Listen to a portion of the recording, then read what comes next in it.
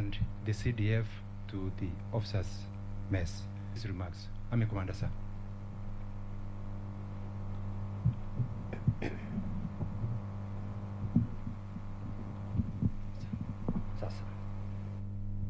KDF? Ahua. Ahua. Your Excellency, Sir, the President of the Republic of Kenya and Commander-in-Chief of the Kenya Defense Forces, the Cabinet Secretary, Ministry of Defense, Ambassador Dr. Monica Juma, the Chief of the Defense Forces, General Kiboshi, Principal Secretary, Ministry of Defense, fellow service commanders, general officers,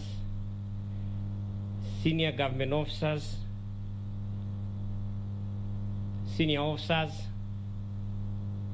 DFSM, GSM, senior ranks, askari wenzangu. Your Excellency, sir, I wish to take this opportunity to warmly welcome you to the Kenya Army establishment here in Thika. This is the home of the Kenya Army Engineers, which I'm honored and privileged to that we hosted you here, Your Excellency. Your Excellency, sir, as envisaged by our Constitution, the primary role of the Kenya Army is to defend and protect the sovereignty and territorial integrity of the Republic of Kenya against land-based aggression, a role that our troops continue to relentlessly execute with pride. We also remain committed to our secondary role, which is to assist and cooperate with other national agencies in situations of emergency and disasters whenever called upon.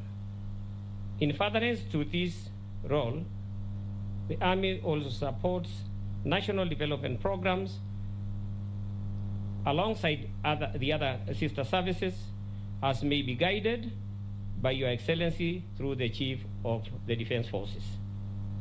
In addition, the Kenya Army, as part of the Kenya Defense Forces, participates in international peace assignments in tandem with our country's commitment to peace within the region and beyond.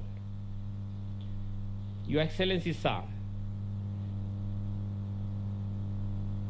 the Kenya Army has been engaged in operations in theaters in Somalia, northeastern region of this country, and Boni Enclave for some time now.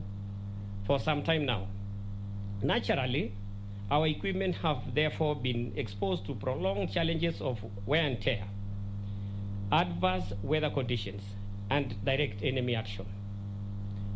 The Chief of Defense Forces, in his initiative and wise guidance, has spearheaded a program not only for repair of the unserviceable equipment, which has created a big gap in our operations, but also spearheaded an ambitious acquisition of new capabilities to fill these gaps.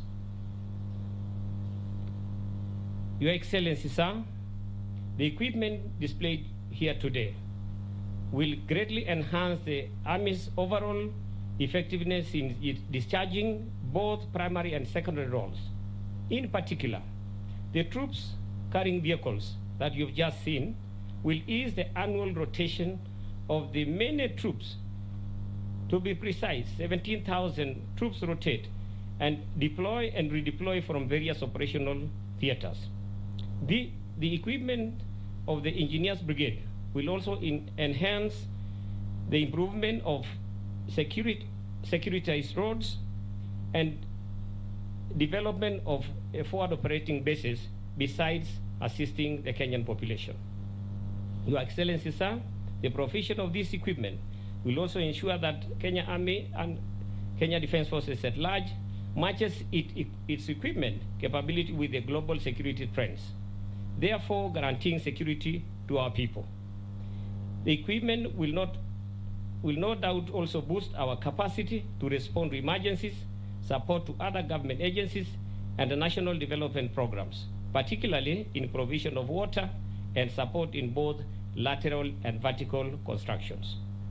This really resonates well with the Chief of Defense Forces' pursuit for a clear training directive and a robust welfare program, all aimed at sharpening the arrowhead in all areas of mission readiness. In conclusion, Your Excellency, I wish to reiterate Kenya Army's unwavering loyalty and commitment in the defense of our land and territorial integrity, as espoused by our motto, Ngao ya Taifa. Your Excellency, sir, with those few remarks, it is now my humble duty and honor to most respectfully welcome the Chief of Defense Forces to make his remarks and continue the program. The Chief of Defense Forces, sir.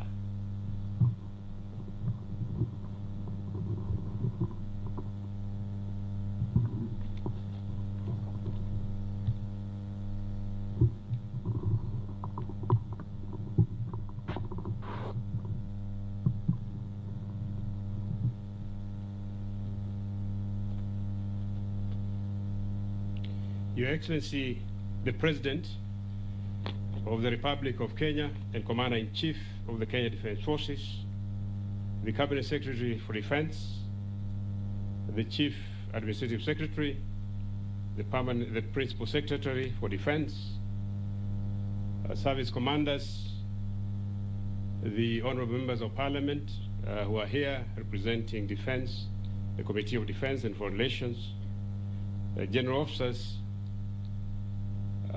officers, Defense Forces Sergeant Major, warrant officers, askari wenzangu, amjambo. Your Excellency, sir, we are very grateful for you being here today, and especially knowing very well that you have had a very busy schedule and you found time to be with us to inaugurate these very, very important capabilities to allow your soldiers to perform better in various operations. It is through your guidance, Your Excellency, that you have directed that we participate more in helping the areas that have been hit, either by lack of resources like water.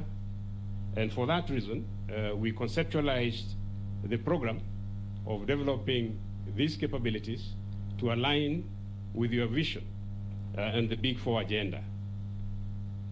We are very grateful, Your Excellency, that having contacted our local vehicle assemblers, the Toyota Kenya, Isuzu East Africa, and Mantrac, they were readily amenable to the suggestions that we partner together. One, in terms of procuring the vehicles. Secondly, in terms of developing these vehicles into military standards. And working together with the engineers from electrical and mechanical engineering corps, they have been able to give us vehicles that we are very comfortable, Your Excellency, will be able to deliver in the field. We are also very grateful, Your Excellency, that as we were preparing this particular buy, you authorized us to send a quick reaction force in support of the peace efforts in the Democratic Republic of Congo. And I am very pleased to announce to you, Your Excellency, that this team is ready, fully equipped with every equipment that they require.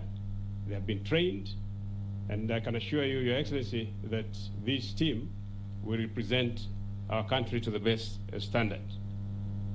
Allow me, Your Excellency, to therefore thank the Managing Director of Isuzu Kenya, the Managing Director of Toyota, and the Managing Director of Mantrac for agreeing to work with us as partners, partners that are looking at not just profits, but also looking at our national security. I would like to demand now from the commanders that, and the operators and drivers of these vehicles, that they take care of them. Because it is only by taking care of this equipment that will be able to derive maximum benefit.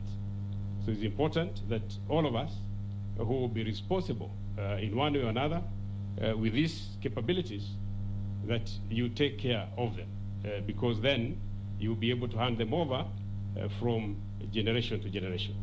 You've heard that the tank came in 1978. That is over 40 years. Most of you were not born. I had not joined the defense forces. And this tank will continue. And the only way it can continue is through proper care, proper equipment care. So I urge all of you that will be responsible here that you take care of this equipment.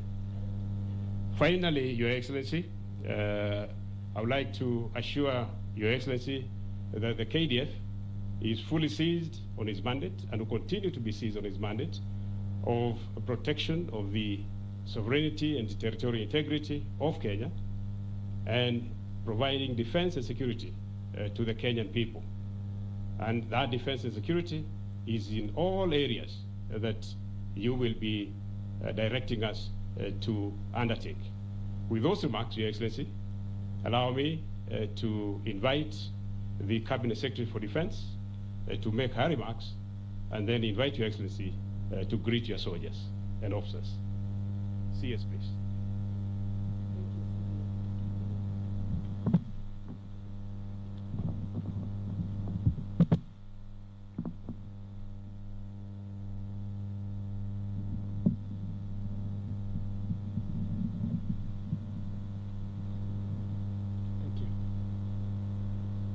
Your Excellency, the President of the Republic of Kenya and Commander-in-Chief of the Kenya Defense Forces,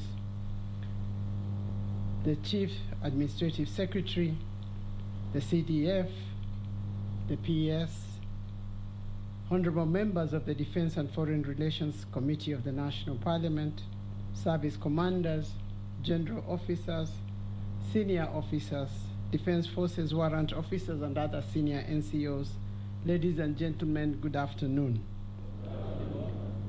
Your Excellency, it is a great honor and privilege to have you in our midst this afternoon as we mark an important milestone in the history of the Kenya Defense Forces. This afternoon, you have unveiled operational vehicles and engineering equipment that aims to boost the capability of our troops in the conduct of their core mandate of defending the great nation against external aggression and other emerging threats. Your Excellency, as has been said by those that have spoken before me, the capacity of our defense force in the protection of the sovereignty of any nation lies in its personnel and equipment. A highly motivated soldier, coupled with the requisite tools of trade, will endeavor to complete the assigned mission irrespective of the operating environment. In this regard, sir, the Kenya Defense Forces, as one of the most disciplined human capital rooted in professionalism. However, they also have to deal with the wear and tear as well as enemy actions. And so the serviceability of our operational equipment must be sustained over time. The launch of this equipment today is a booster to our morale, but it is also significantly expanding our capability to combat the contemporary and future threats. For this, Excellency, I wish to personally thank you for your continued guidance and support to your troops. Your Excellency, MOD has partnered with the private sector, as you've heard, Toyota Kenya, Isuzu, Mantrak, and PRD rigs in ensuring that the vehicles and engineering equipment that you have launched today is tailored to the operational needs of our troops and meet the highest military standards. Further, the cooperation with these local assemblies is responding to your directive of Buy Kenya, Build Kenya. I want, in this instance, to thank them all for this partnership with ourselves. Your Excellency, a well-equipped force forms a pivotal instrument in the development agenda of a nation. This has been exemplified by the involvement of the KDF across many sectors of this country. We have supported the Nairobi Metropolitan Service We have rehabilitated the railway service in various parts of the country. We have revamped the Kenya Meat Commission, as well as the drenching of Lake Victoria, among other activities. This, Your Excellency, show the commitment of your security forces, not only in defending our nation against the traditional enemy, but also in support of your development agenda and your vision to better the delivery of service to our people. The equipment you have launched today forms a force multiplier in increasing our service delivery to the people of Kenya. As I conclude, Your Excellency, allow me to reiterate that these vehicles and engineering equipment shall play a critical role not only in defense of our nation, but in support of humanitarian civic activities. We continue to receive growing requests in this area, and I assure you that the capability of today will enable us to respond effectively and efficiently to these calls for service. I wish to assure you also that the ministry shall provide adequate maintenance support for this hardware in order that we can enhance mission readiness of our troops at all times as they endeavor to meet the aspiration and commitment that the government pledged to the people of Kenya. It is now my humble duty, Your Excellency, and honorable privilege to invite you, Your Excellency, to address these officers and service members of the Kenya Defense Forces, as well as other invited guests this afternoon. Your Excellency, sir.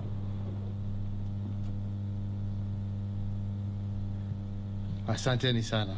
Tuketi. Nashukuru. Asante.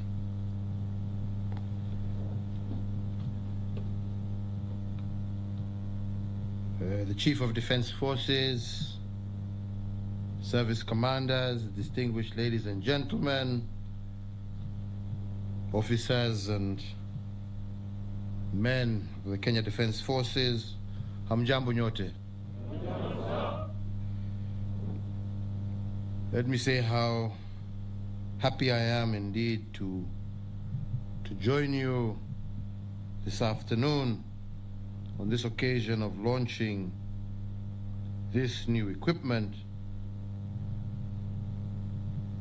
because when I assumed office as the Commander-in-Chief of Kenya, we were leading a fight against terror, which we found both at home and abroad. And this was in line with KDF's solemn sworn duty, which is to protect the people of Kenya, to turn the tide and to enhance Kenya's capabilities against both symmetrical and asymmetrical threats.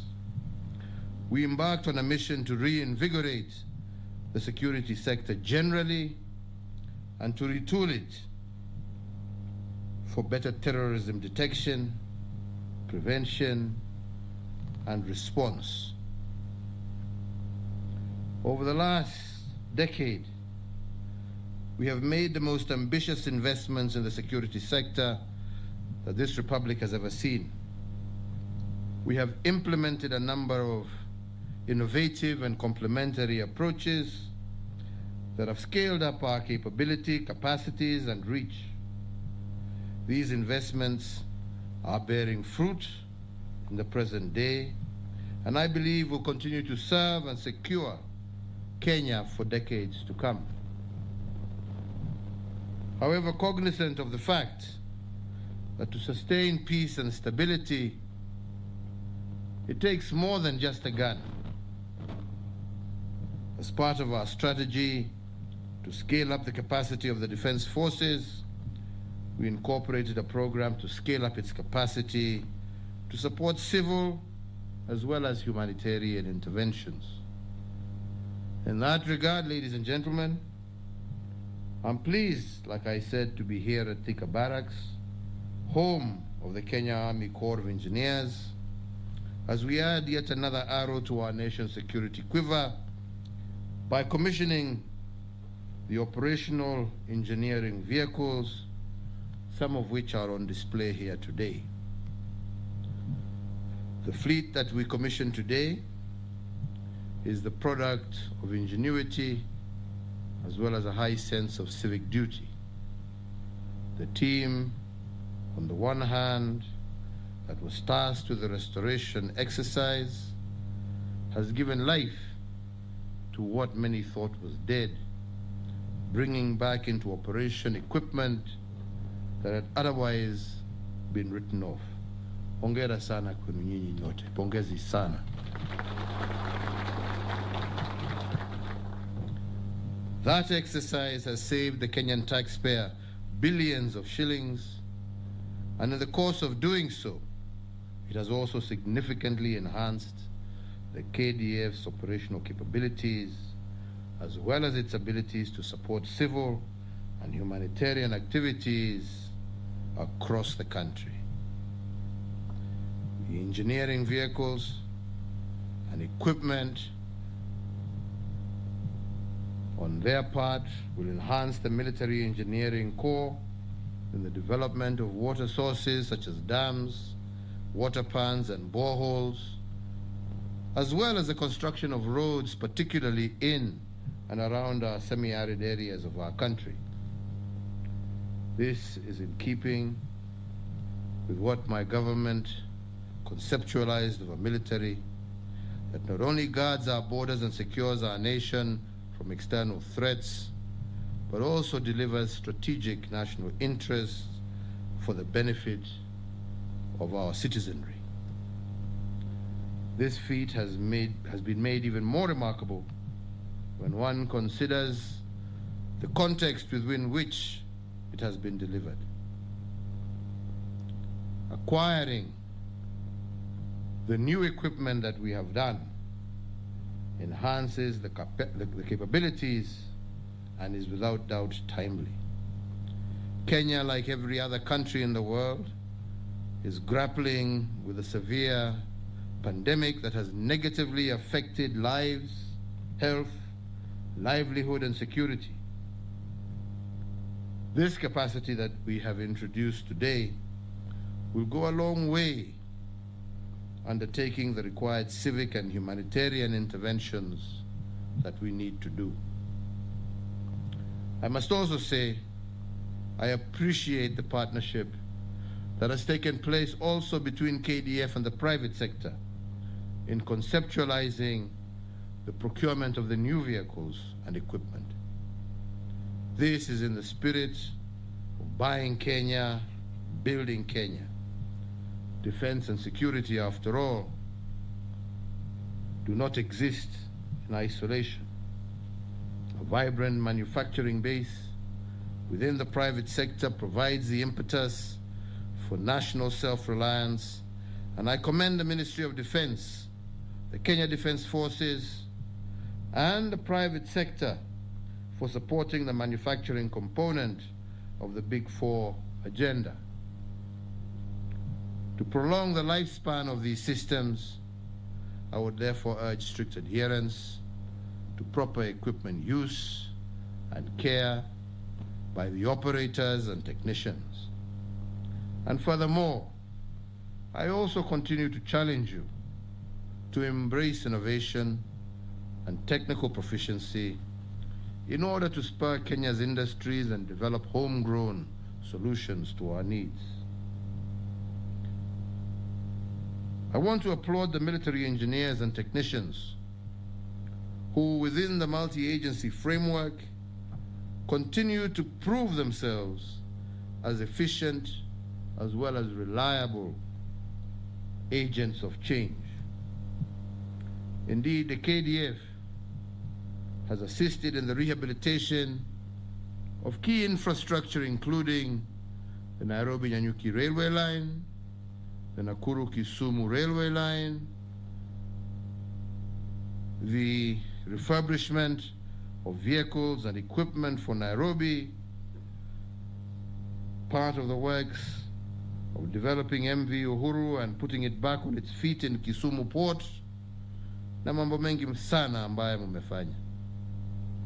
Further, the Kenya Navy engineers continue to enhance the capabilities of maritime-related infrastructure and vessels.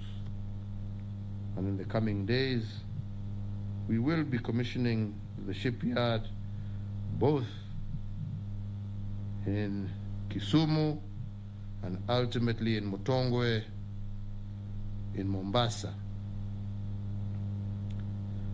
So, ladies and gentlemen, as you are aware, Kenya is committed to regional and international peace as well as security. In this context, some of the equipment before us today will be used abroad in support of various United Nations and African Union peacekeeping missions, such as the ongoing engagement under the banner of AMISOM, and those amongst us who will be going very soon to the DRC. This underscores the need to ensure that the quality of our personnel and equipment are of the highest standard. To secure the gains you are making, I want to once again encourage a culture in the command structure where drivers of innovation are continually motivated. The results of such efforts will be manifest for decades to come. The choices that we make today will determine whether we have top-grade military capacity to defend the homeland and, where necessary, prosecute actions beyond our borders or wherever we will, and have a military that is capable of rising to the challenge. On our part, the civilian leaders of the administration, we will continue to provide support to the Kenya Defense Forces and indeed to all other security agencies towards the attainment of the highest level of preparedness and mission readiness. For peace and security are not preordained.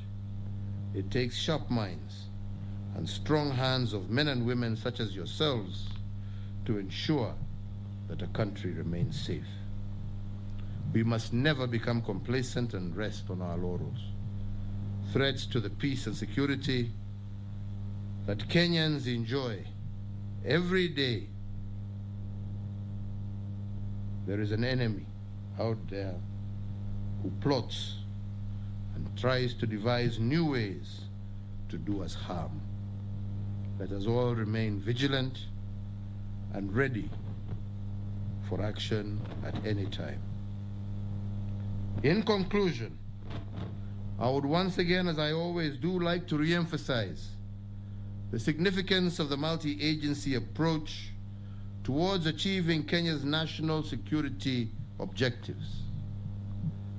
The whole of government approach has demonstrated that pooling together allows us to achieve more through resource sharing and leveraging on each agency's strengths and competencies.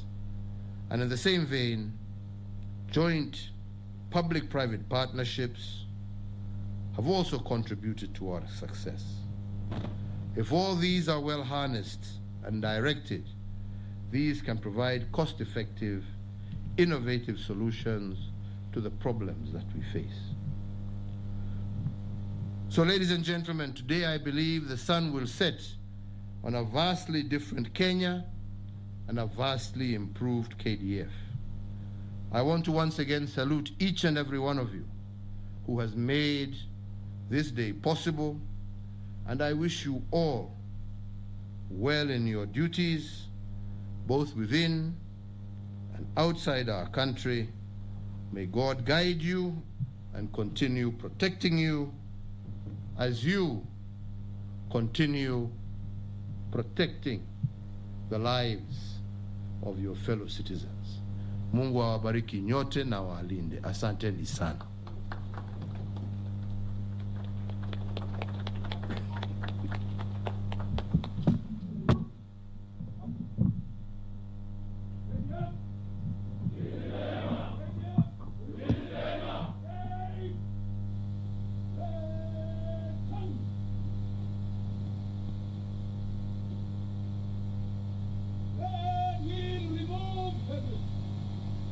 Three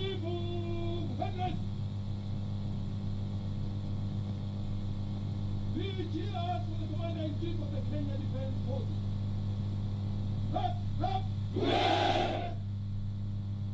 Hup, hup, hooray! Hup, hup, hooray! Replay Peppers!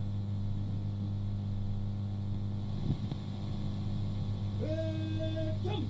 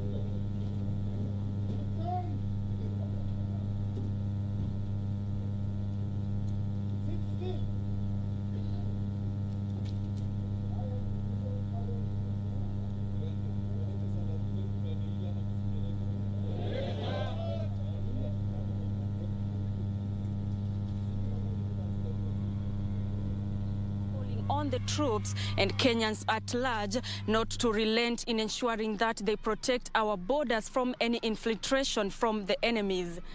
Nancy Okware, Channel 1 News.